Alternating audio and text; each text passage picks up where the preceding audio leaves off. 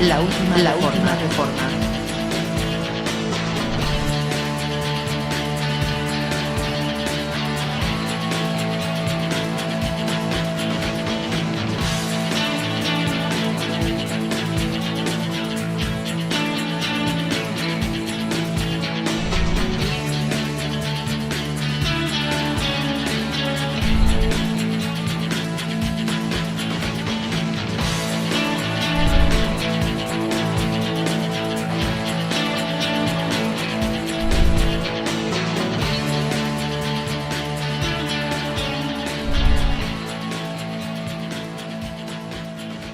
Muy buenas noches y bienvenido a tu programa La Última Reforma. Como siempre y costumbre, queremos darle gracias siempre a los fieles que sintonizan el programa, también a todas aquellas personas que nos siguen en las redes sociales, así como Facebook, Twitter, que nos escriben al WhatsApp y el correo electrónico. Siempre queremos darle ánimo a esas personas que sigan escribiendo con sus dudas, siempre pues que sigan participando en las redes sociales. El tema de hoy será la unicidad de Cristo. Este tema está vinculado con la supuesta Trinidad. Estoy seguro que ya a estas alturas muchas de las personas que manejan las Escrituras manejan un tema de la Trinidad, una supuesta existencia de la Trinidad. Padre, Hijo, Espíritu Santo, un solo Dios, que es lo que normalmente la gente maneja de este tema.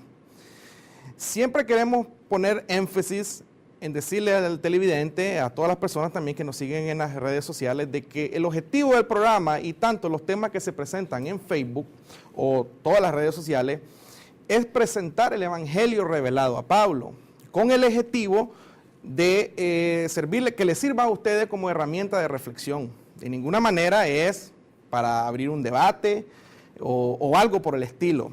Con eso dicho, pues ya le vamos a dar el espacio a don Rodolfo Caldera Mejía y don Saúl Emilio Chávez. Siempre acuérdese de tener su Biblia presente, sus notas, anote y quédese con nosotros que enseguida volvemos.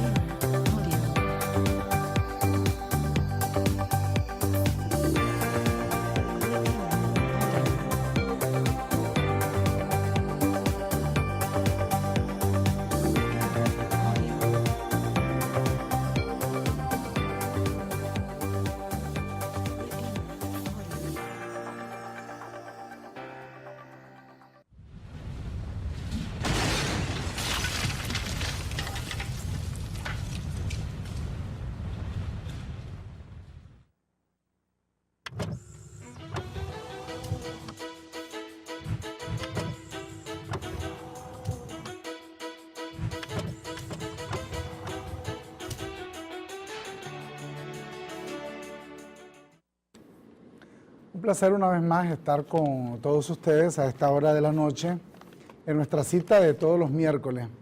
Siempre nos llena de entusiasmo poder contar con tu fina audiencia, independientemente de las motivaciones, independientemente de las inconformidades que se puedan tener en torno a los temas que nosotros abordamos todos los miércoles, pero sabemos que contamos con una audiencia muy selectiva y muchísima gente queriendo entender un poco mejor el acervo y el sentido del evangelio que le fue revelado al apóstol Pablo. Y nuestro programa se trata precisamente de ese enfoque, que es el enfoque paulino. Nosotros tenemos una enorme distancia del criterio tradicional que habla de la Biblia como una inspiración plena. Nosotros creemos que es lo que le fue revelado al apóstol Pablo, el evangelio, y eso es la base de ese evangelio que nosotros formulamos cada uno de los criterios que compartimos con ustedes todos los miércoles. No olvidemos también que lo que pretendemos o lo que se busca en el programa es precisamente generar una sana reflexión sobre lo que se conoce como el cristianismo tradicional. Así que te damos una vez más la bienvenida. Este es quien te habla, Rodolfo Caldera Mejía, y siempre me acompaña Saúl Emilio Chávez. Este tema que decidimos abordar esta noche, Saúl, lo hemos titulado La unicidad de Cristo. Y obviamente estamos tratando de enfocarlo desde la perspectiva de muchas de las preguntas que se han generado en las redes sociales sobre si existe la Trinidad, qué piensa el apóstol Pablo de la Trinidad. El tema está relacionado intrínsecamente con ese otro gran tema, porque se ha generado mucha polémica a través de esto. Vamos a hacer un enfoque de tipo histórico, vamos a hacer un enfoque desde la perspectiva de las escrituras hebreas. Posteriormente vamos a ver cuál es el planteamiento que ofrece Jesús de Nazaret en los libros históricos. Y por último, esperamos que el tiempo nos resulte suficiente, vamos a ver la perspectiva o el enfoque paulino. Para los que toman nota, estén siempre pendientes de los datos que nosotros ofrecemos.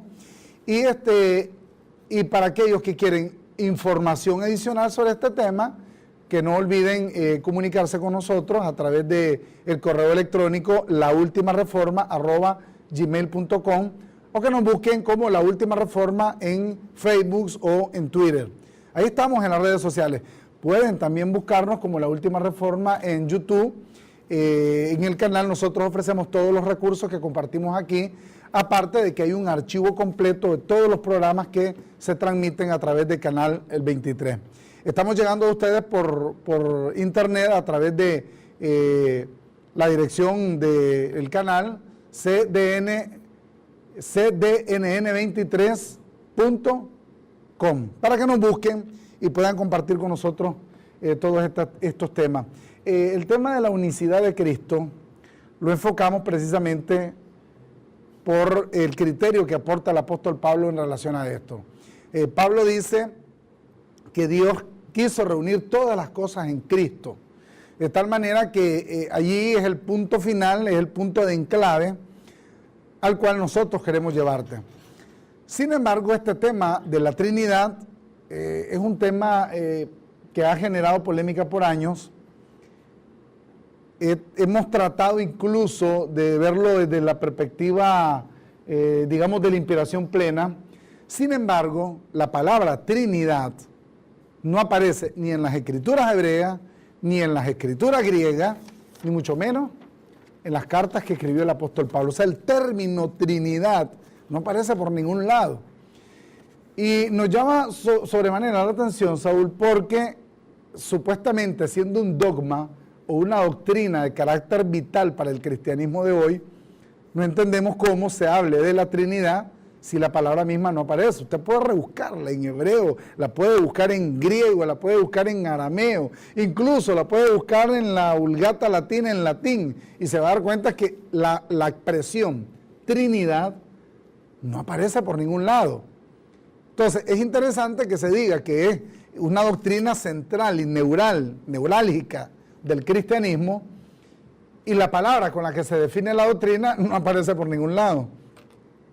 El punto es que el enfoque de la Trinidad nosotros lo vemos desde el punto de vista de un fenómeno histórico. ¿Por qué? Porque hemos querido entender a Dios de la manera equivocada. Y al buscar entender a Dios desde el punto de vista de cómo las otras religiones han tratado de entenderlo, entonces al final el cristianismo terminó copiando patrones, terminó copiando esquemas religiosos.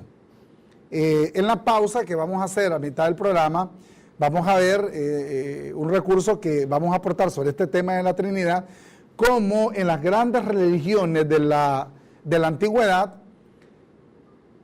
su Dios se basaba en un concepto triuno, de la misma manera en que lo copió el cristianismo.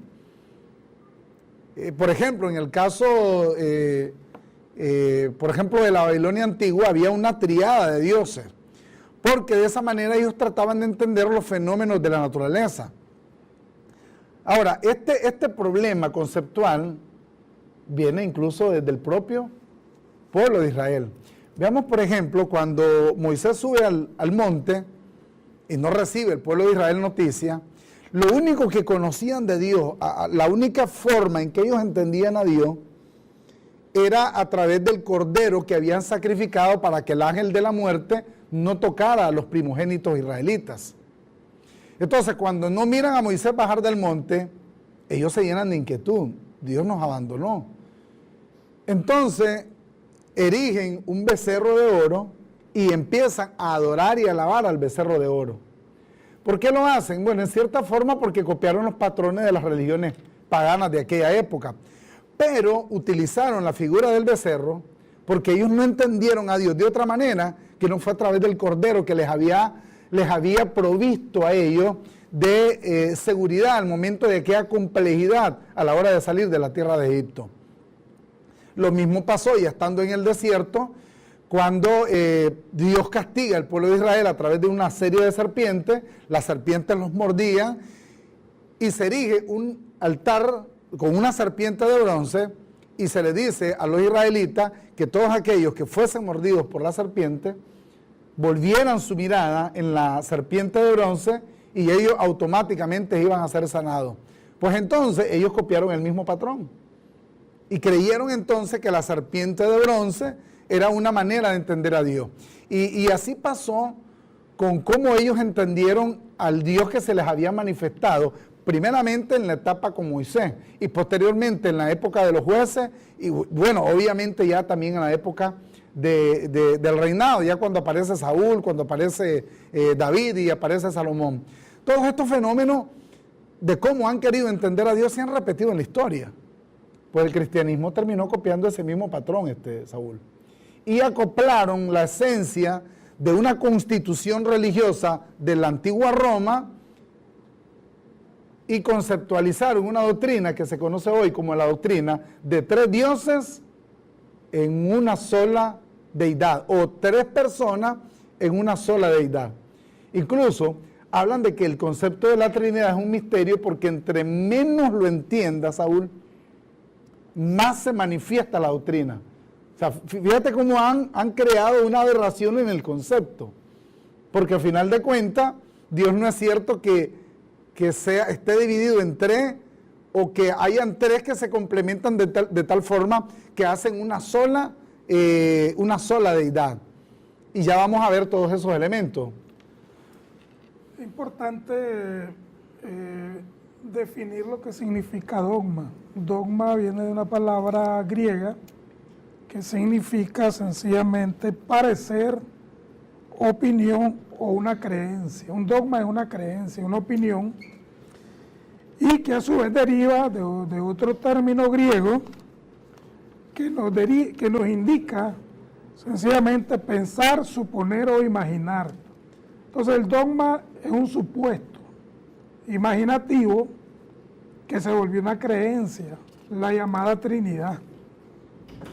Ahora, en los 3 primeros siglos de la llamada iglesia primitiva nunca se habló de este término.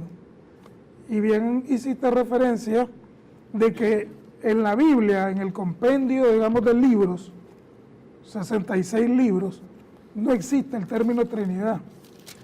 Yo era de los equivocados que peleaba mucho con los testigos de Jehová y afirmaba, es que está ahí escrito el término Trinidad. Y la verdad es que no existe, en ninguna de las Biblias existe. Ya dijiste la 70ª, esta, la otra, no existe el término Trinidad. Ahora, ¿de dónde viene este dogma? ¿De dónde viene este supuesto imaginativo de los primeros padres? Fue formado en 3 concilios. Por ejemplo, el primer concilio fue el de Nicea, en el 325, después de la muerte de Cristo. Y entonces ahí se formuló lo que se conoció como la semitrinidad, el Padre y el Hijo. Posteriormente vino el concilio de Constantinopla, en el 381, después de Cristo. Entonces ahí ya vinieron en el dogma y incluyeron el Espíritu Santo. Posteriormente vino el concilio de Calcedonia, que fue en el 451 después de Cristo, y es allí donde viene la fórmula dogmática, así aparece en la Enciclopedia Católica, fórmula dogmática de la llamada Trinidad, un Dios en 3 personas. Ahora, no hay ningún misterio que resolver en esto de la Trinidad, porque lo que ha traído es más oscuridad que revelación, definitivamente. Por consiguiente, todo aquel que durante siglos ha tenido como fundamento el hecho mismo de este dogma, prácticamente, lo voy a decir, está en un error doctrinal. ¿De dónde viene este dogma? Sencillamente de la primera carta de Juan, en el capítulo 5, en el verso 7, donde Juan dice, 3 dan testimonio en el cielo, creo que dice, no tengo exactamente el verso en este momento para leerlo, pero dice el Padre, el Hijo y el Espíritu, estos 3 son uno, y ahí viene entonces donde los primeros padres, prácticamente en el siglo IV de la era cristiana, ahí hicieron la fórmula dogmática de la llamada doctrina de la Trinidad, que profesa no solamente el católico, sino que muchos evangélicos lo profesan. Por consiguiente, entonces, ese verso de Juan, desde primera carta de Juan, capítulo 5, verso 7, es una interpolación. Lo interpolaron. Eso significa que a ese verso, a ese versículo, vinieron y pusieron palabras y entonces añadieron al verso el contenido para formar la doctrina de la Trinidad, que por años ha sido un fundamento dentro de muchos creyentes, por decirlo así, ¿verdad? Por ejemplo, puedo dar una denominación, los bautistas, los nazarenos, la mayoría, digamos, de grupos, organizaciones de carácter evangélico, de corte evangélico, fomentan esta creencia trinitaria. Ahora, si hablamos de unicidad, hablamos de un solo Dios, Rodolfo. Y ese es precisamente la contraparte de esta doctrina de la Trinidad, pues.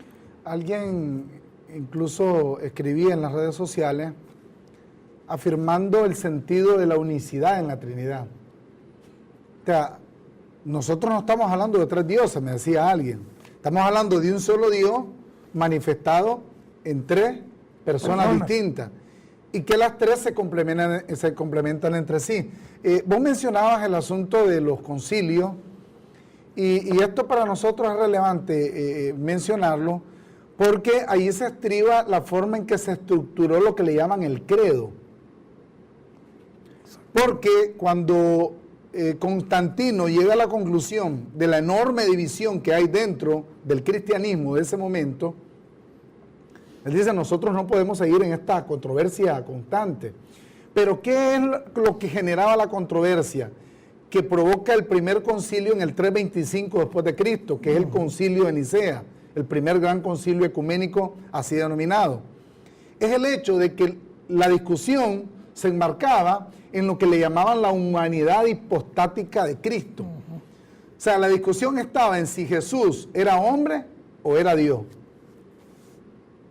Y fíjate, había una corriente de pensamiento que decía, no, Él es estrictamente hombre, Él no es Dios. Había otra corriente de pensamiento, bueno, la primera es la que promulgaba Arrio. Por eso se le llamó la controversia arriana, porque Arrio era el promotor o promulgador de este criterio.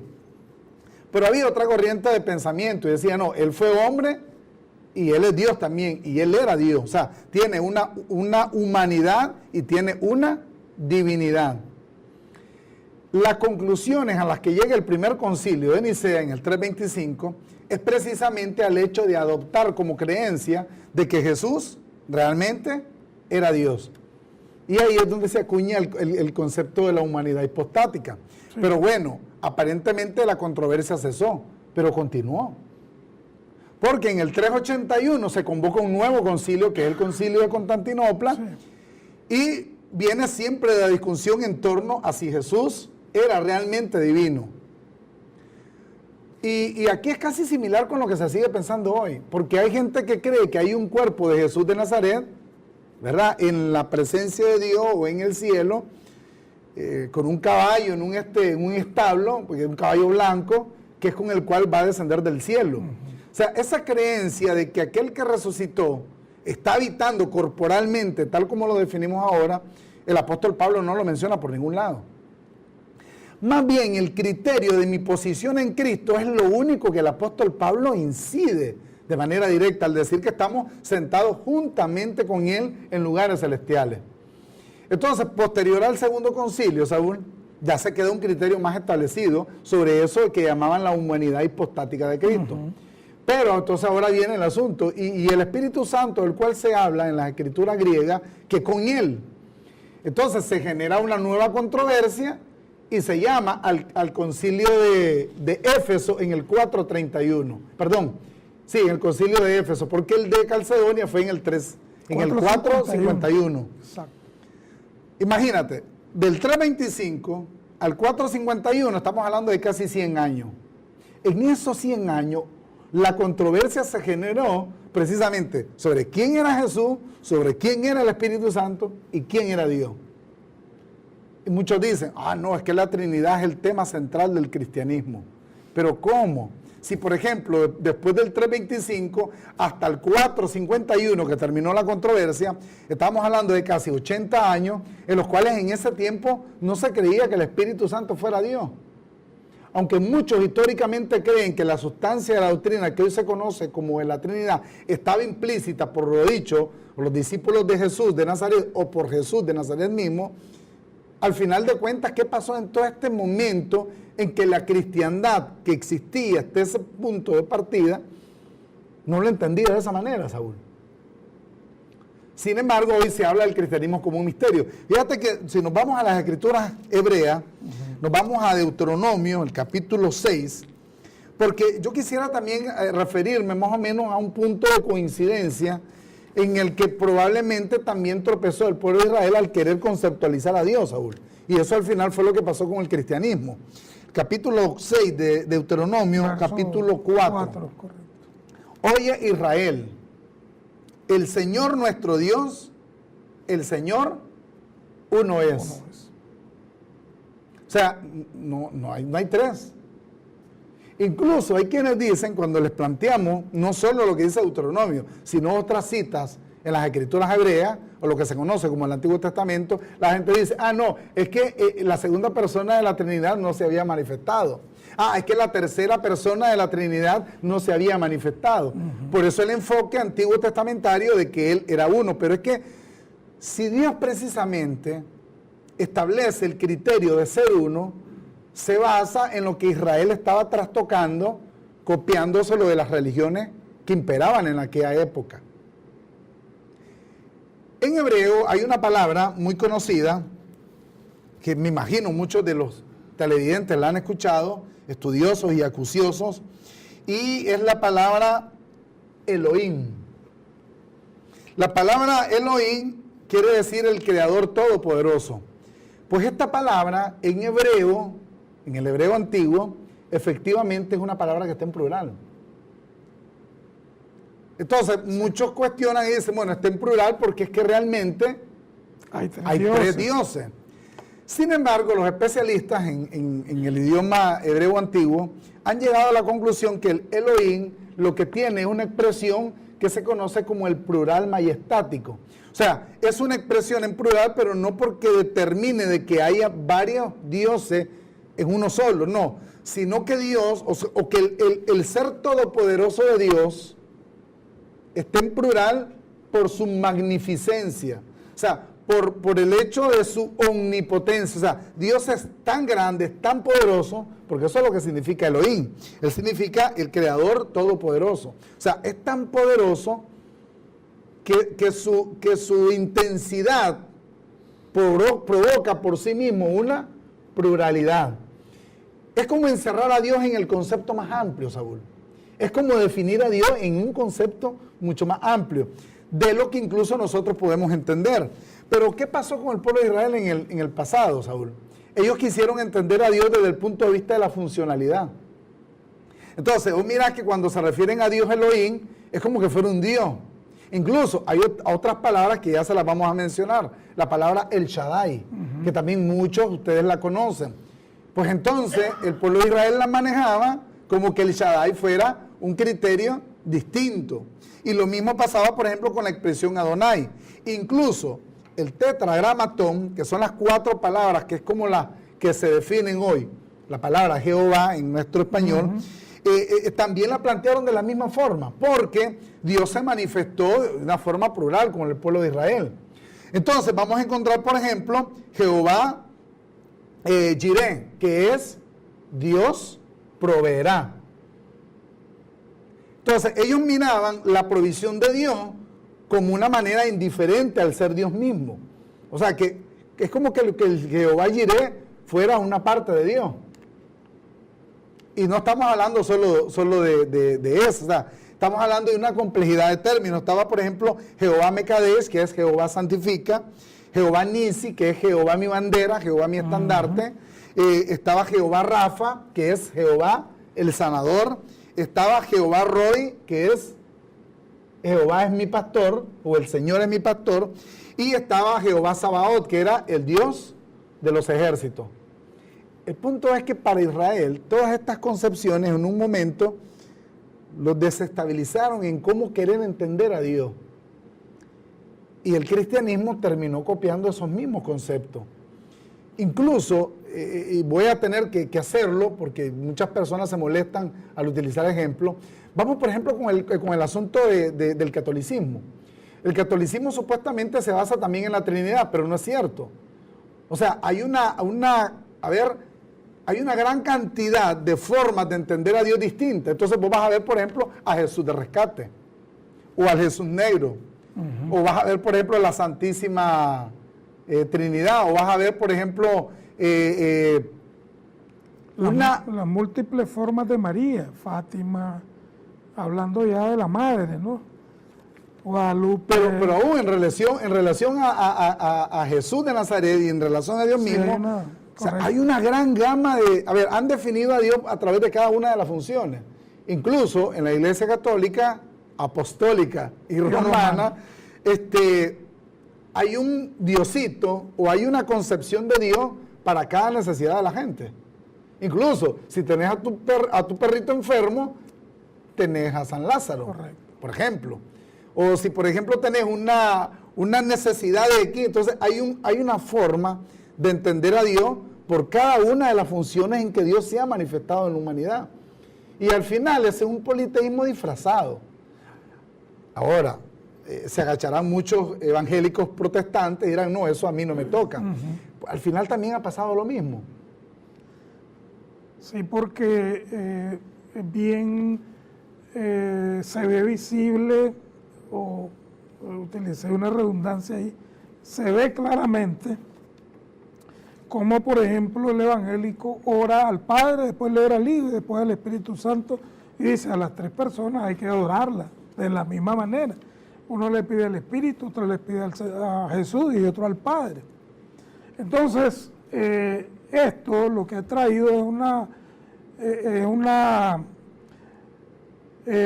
voy a utilizar el término, lo que ha conllevado, digamos, esta doctrina, prácticamente, uno, es un error, y dos, es un supuesto imaginario, prácticamente.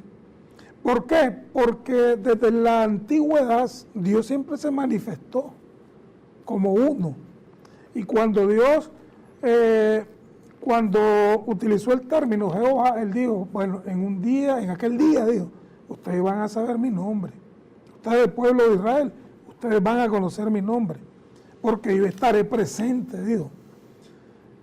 Ahora, las múltiples formas como Dios se manifestó al pueblo fue en base a ayudarles.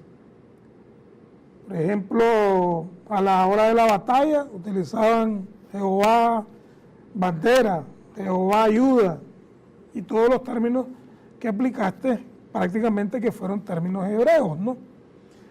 Ahora, una de las cosas que me llama la atención, Rodolfo, es que cuando Jesús aparece en la escena, Él siempre habló de Padre, nunca definió un nombre.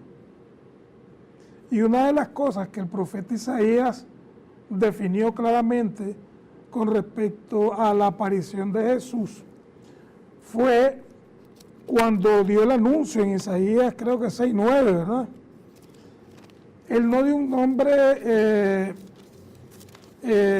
nombre no denominó, no puso un nombre claro, sino que lo que utilizó ahí fueron prácticamente funciones que iba a desarrollar, ¿verdad? Por ejemplo, admirable, consejero, Dios fuerte, Padre eterno, pero no hubo un nombre claro, definido, un monónimo, no hubo. Ahora, cuando el profeta dice, bueno, y se llamará su nombre, digo, admirable, Dios fuerte, eran las funciones que iba a desarrollar ese niño que profetizó Isaías. Pero cuando ya viene el ángel y le anuncia prácticamente a María que iba a tener un niño, entonces sí hubo un nombre específico, y ese nombre fue Jesús, que naturalmente implica Jehová salva en el hebreo. Ahora, yo no sé la verdad cómo se derivó de tanto, se derivó, digamos, esto de la Trinidad por las divisiones existentes. Uno, no estaba presente el Evangelio de Pablo, aún en la iglesia primitiva. Hicieron a un lado prácticamente las cartas paulinas, que es quien define la unicidad. Y luego entraron en una diversidad de opiniones, en una diversidad de creencias que llegó al punto a ser un dogma hasta nuestros días, Rodolfo. Así es. Entonces, ¿qué es lo que vemos? Prácticamente vemos una doctrina que es diversa y sobre todo extraña, que aún las mismas personas que dicen entender ese misterio, que no tiene ningún misterio, ellos mismos no pueden explicarlo. Vamos a hacer la pausa acostumbrada y hay un recurso que esperemos sirva de complementariedad para este tema que estamos abordando. Vamos a ver los puntos relacionados a lo que expresó Jesús de Nazaret en torno a quién era Él, para que por lo menos podamos entender quizás el asunto de la controversia que se generó en el tercero y el cuarto siglo. Pero primero vamos a ir a la pausa y ya regresamos.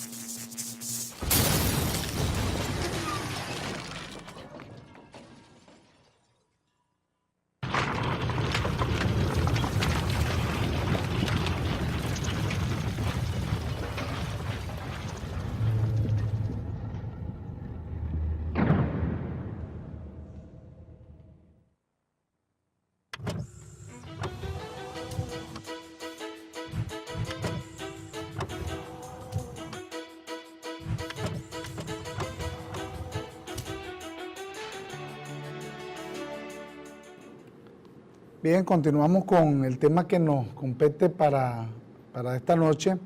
Hemos querido hacer algunas reflexiones desde el punto de vista histórico, pero también nos inquieta de que podamos entender la perspectiva paulina. Pero Jesús de Nazaret también hizo algunas reflexiones que vale la pena considerar. No quisiera pasar por alto un saludo a Walter Mejía y a Denis Mejía, que nos están viendo. Onan Cepeda también está con ellos. Ellos están en la casa de la señora Fidelina Pérez, así que un saludo para ellos que nos están sintonizando a esta hora. La expresión detallada de que Dios es uno, que encontramos en Deuteronomio capítulo 6, verso 4, Jesús la repite. Y lo hace en el libro histórico de Marcos, el capítulo 12, verso 29. Jesús le respondió: el primer mandamiento de todos es, y hace alusión a Deuteronomio 6:4, oye Israel, el Señor nuestro Dios, el Señor uno es.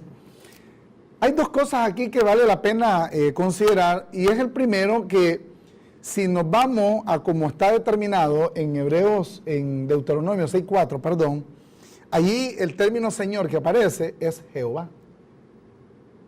Sin embargo, Jesús de Nazaret no hace alusión al término Jehová.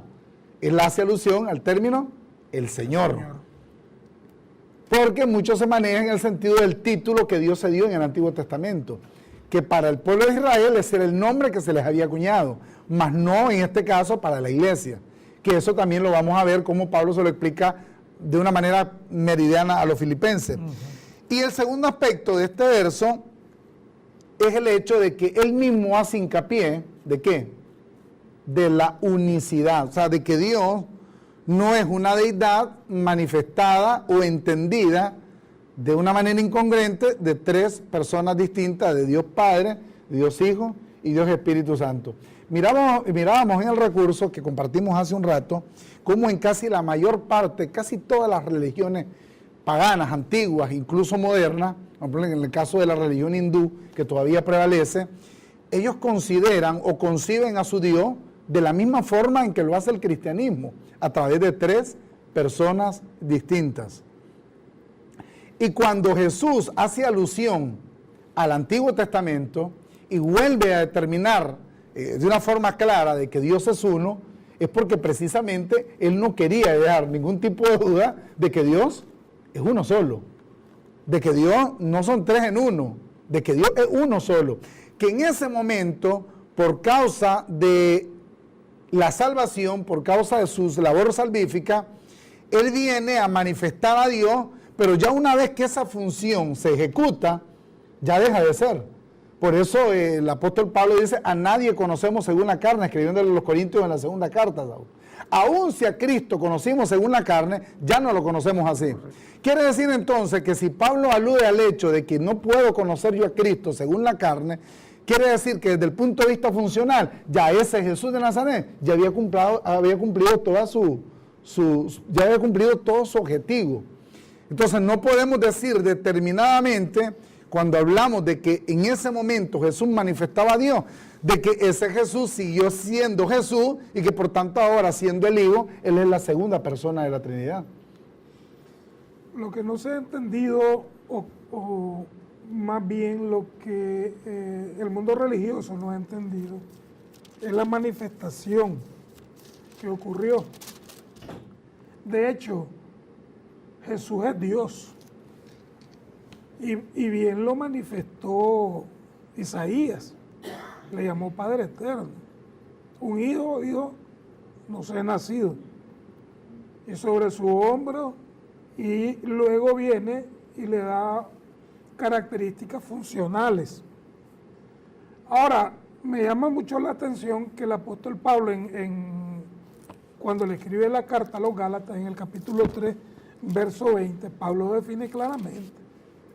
Y le voy a dar lectura en el capítulo 3, verso 20, dice: y el mediador no lo es de uno solo, pero Dios es uno, prácticamente definiendo la unicidad. Si ya Pablo hubiese entendido el concepto de la Trinidad como supuestamente lo habían entendido los primeros cristianos, Pablo no hubiese tenido que expresar lo que acabas de leer ahorita.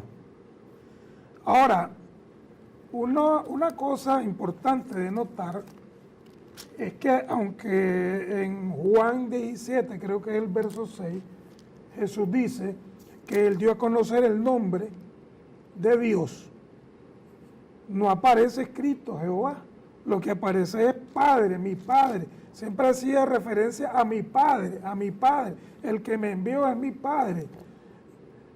Yo quiero que Él me glorifique, mi Padre que me glorifique.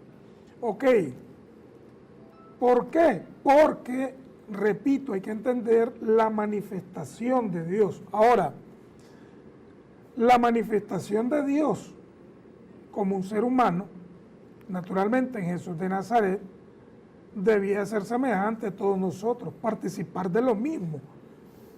Todos nosotros hemos participado de ¿qué? De carne y sangre. Entonces, Él necesariamente, Dios, debía ser semejante a nosotros, su creación. Y Pablo es específico al decir, por cuanto los hijos participaron de carne y sangre, y estoy hablando del capítulo 2 de Hebreos, creo que es el verso 14, ¿verdad? Donde dice, por cuanto los hijos, hablando de nosotros, participaron de carne y sangre, él, dice el apóstol Pablo, participó de lo mismo. Entonces, necesariamente hay que entender quién es ese él. Y está hablando de la manifestación de Jesús. Él participó de lo mismo para destruir por medio de la muerte al que tenía el imperio de la muerte, esto es al diablo, al opositor. Ahora, si uno no entiende la manifestación, que quien habitaba en Jesús era el Padre, y naturalmente lo que tuvo María fue un hijo, no tuvo un gran padre, sino que la manifestación de Dios como un ser humano fue una condición normal, como un hijo. Por eso Isaías dio un claro reflejo, Rodolfo, y lo dio claramente, dice, un hijo nos es nacido. Ahora, este asunto de la manifestación de Dios hay que entenderlo como Dios se fue moviendo también en la historia. Claro. Por ejemplo, cuando Dios se manifiesta en la zarza, allá a Moisés, entonces si yo racionalizara de la misma forma en que el cristianismo hoy ha racionalizado la manifestación de Dios en Jesús de Nazaret o en cualquiera otra de sus manifestaciones, entonces yo hubiese llegado a la conclusión que la zarza era Dios también. Así de sencillo. Y en una ocasión alguien me apeló a eso. Sin embargo, yo le decía, Dios estaba en la zarza, pero la zarza no era Dios. Luego Dios se manifiesta en el pueblo de Israel a través de múltiples formas. Lo hizo, por ejemplo, en la sombra de día cuando estaba en el desierto, o en la luz de noche en el mismo desierto, o su manera más práctica de hacerlo con el pueblo de Israel. Dios se manifiesta en el lugar santísimo. Él escoge un lugar geográfico, un punto geográfico, y escoge un edificio para decir, ahí estoy yo. Pero pregunto yo, ¿el templo era Dios? No. El templo contenía a Dios, el templo manifestaba a Dios, pero el templo no era Dios. Sin embargo, para los israelitas el templo llegó a tener una relevancia magistral, a tal punto que todavía hoy los descendientes de aquellos judíos siguen lamentándose en un muro allá en Jerusalén. ¿Por qué? Porque ellos siempre han creído de que Dios ahí está. Bueno, es lo mismo que, perdón que te interrumpa, pero es lo mismo que muchos católicos y evangélicos creen, que Dios habita, por ejemplo, en edificios. Y ellos ponen, este es el templo de Dios, llamándole templo al edificio. Ahora, producto de que ellos piensan así, bueno, tienen el ejemplo del tabernáculo en el desierto, y posteriormente tienen el ejemplo que vos pusiste en este momento, del templo en Jerusalén. hasta el punto que llegan los judíos actuales que habitan en Jerusalén con oraciones y las incrustan en el muro. Y oran en el muro como que si realmente en ese pedazo de piedra obsoleta todavía estuviese la presencia de Dios cuando no entienden la verdad. Ahora, entender o pensar de que Dios todavía habita en edificios, prácticamente es hacer a un lado a la iglesia, porque el templo de Dios es la iglesia, somos nosotros. Y Pablo lo explica claramente. Ahora, el punto de estas analogías que veníamos haciendo se definen también en Jesús de Nazaret. Jesús de Nazaret era la manifestación de Dios. Una vez cumple su misión, o sea, ya no hay Jesús de Nazaret. Ya no existe Jesús de Nazaret. Es más, él le dijo a los judíos, perdón que te interrumpa, le dijo, destruiré este templo y en 3 días, dijo, ¿verdad? Lo reedificaré. Creo que estoy bien en el verso. Ahora, lo que él está diciéndole, yo soy ese templo, pues, prácticamente, ¿verdad? En él habita, en mí habita toda la plenitud de Dios. Ahora, esa plenitud hoy se la trasladó a la iglesia. La iglesia es la plenitud de Dios. Si usted quiere buscar un templo físico, véase usted mismo. Y había una canción de cierto cantautor que decía, ¿quieres ver a Dios? Vete por dentro, mírate por dentro. Porque en realidad nosotros somos el templo de Dios, somos la casa de Dios. Entonces, lo que Jesús les dijo a los judíos fue, claramente, ese templo que ustedes ven de piedra lo voy a destruir. Y en realidad la presencia de Dios, cuando Jesús se manifestó en ese tiempo antiguo testamentario, era Dios mismo quien estaba ahí. Pues. Si hay un momento en que Pablo tal vez define lo que pudiera ser la fórmula, porque no nos va a dar tiempo para ver en plenitud todos los textos que traíamos relacionados tanto con Jesús de Nazaret como con el Espíritu Santo. Pero para ir concluyendo esta primera etapa, vamos a continuar el próximo miércoles, donde Pablo define la fórmula en relación a lo que se conoce como Jesús de Nazaret, que Pablo lo acuña con el término Cristo, y lo que pudiera definirse como Padre desde el punto de vista de que pudieran entenderse como dos. Pablo le explica a los colosenses en el capítulo 2, del versículo 2 en adelante, dice, para que sean consolados, Colosenses capítulo 2, del 2 en adelante, dice, para que sean consolados sus corazones, unidos en amor, hasta alcanzar las riquezas de pleno entendimiento, a fin, dice, de conocer el misterio de Dios el Padre, dice, y de Cristo. Entonces, alguien puede plantearlo y decir, aquí están dos. Lo que pasa es que Pablo hace una diferenciación clara entre la manifestación de Dios como Padre y su creación. Y cuando habla de Cristo, fíjate bien, él se está refiriendo a la iglesia. ¿Por qué? Porque dice en el versículo 2, para que sean consolados sus corazones unidos en amor, dice. ¿Hasta qué? Hasta alcanzar las riquezas de pleno entendimiento. Está hablando de la iglesia. A fin de conocer el misterio de Dios, el Padre y de Cristo. Y aquí viene donde Pablo establece una función implícita de su unicidad. No dice en quiénes, dice en quiénes. Lo está hablando en singular. En quién, dice, están escondidos todos los tesoros de la sabiduría y del conocimiento. Fíjate bien, en quién. Dice, para conocer el misterio de Dios el Padre y de Cristo, en quién están escondidos todos los tesoros de la sabiduría y del conocimiento. Porque uno puede entender, bueno, en Cristo está el 50%, o en el Padre está el otro 50%, o si utilizamos la fórmula trinitaria, 33.33% en el Padre, 33.3% en el Hijo y 33.3% en el Espíritu Santo. Pero Pablo dice, ¿en quién están escondidos? Y hablando de la iglesia, él acuña la concepción Cristo, porque es que ahora, y es lo que no he entendido la religión, no he entendido el cristianismo de hoy, es que ahora Dios está habitando en nosotros. Fíjate, entonces tendríamos que decir ahora que somos la cuarta persona. Por eso es importante entender lo que se profetizó en Salmos 82:6, de que nosotros somos dioses. Claro. Porque es que la manifestación de Dios se ha hecho en nosotros. Si Pablo dice que estamos sentados juntamente con Cristo en lugares celestiales, lo importante es, utiliza la palabra Dexios, que es elevado a la máxima potencia. O sea, lo que implica es que nosotros estamos en la misma condición y en la misma posición en la que Él está.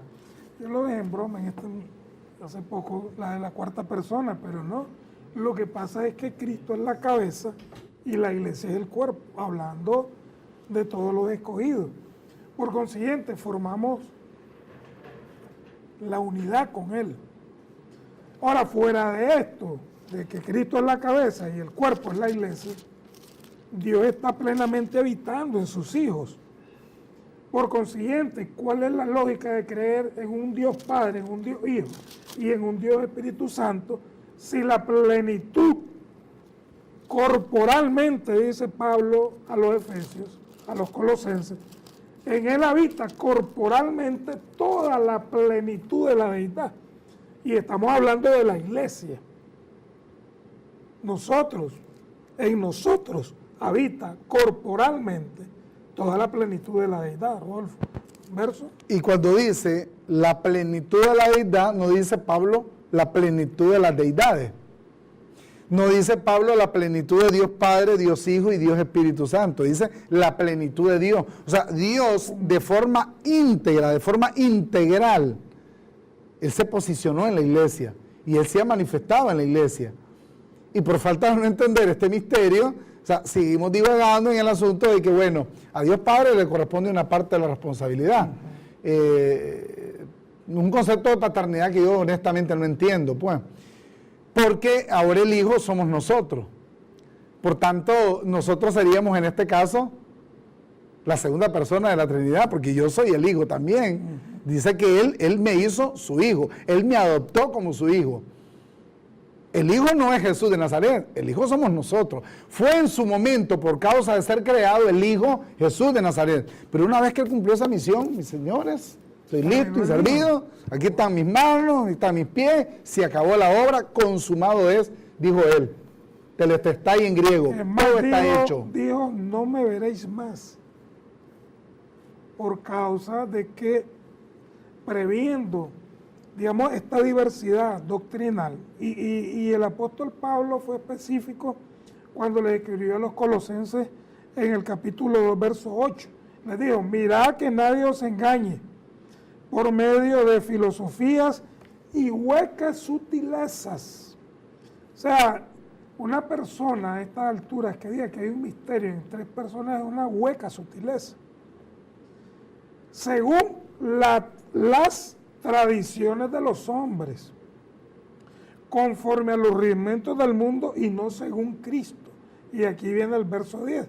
Porque en Él habita corporalmente toda la plenitud de la deidad. Y vosotros estáis completos en Él, que es la cabeza de todo principado y potestad. Pablo, para terminar, ya el tiempo ya se nos venció, vamos a seguir hablando de la perspectiva de Pablo en torno a este tema. Pablo se lo resume y lo vamos a ver la próxima semana de una manera muy coloquial. Dice, el que se une al Señor, un espíritu es con Él. No hay más que Nos acuñaron un concepto trinitario todo extraño. Vamos a seguir hablando de este tema la próxima semana, así que estén pendientes.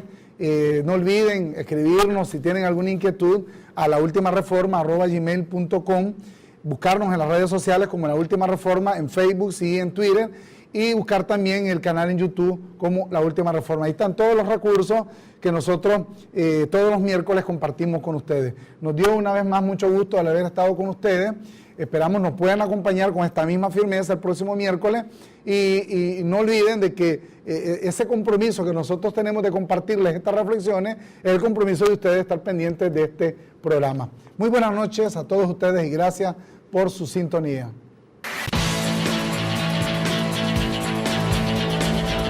La última reforma.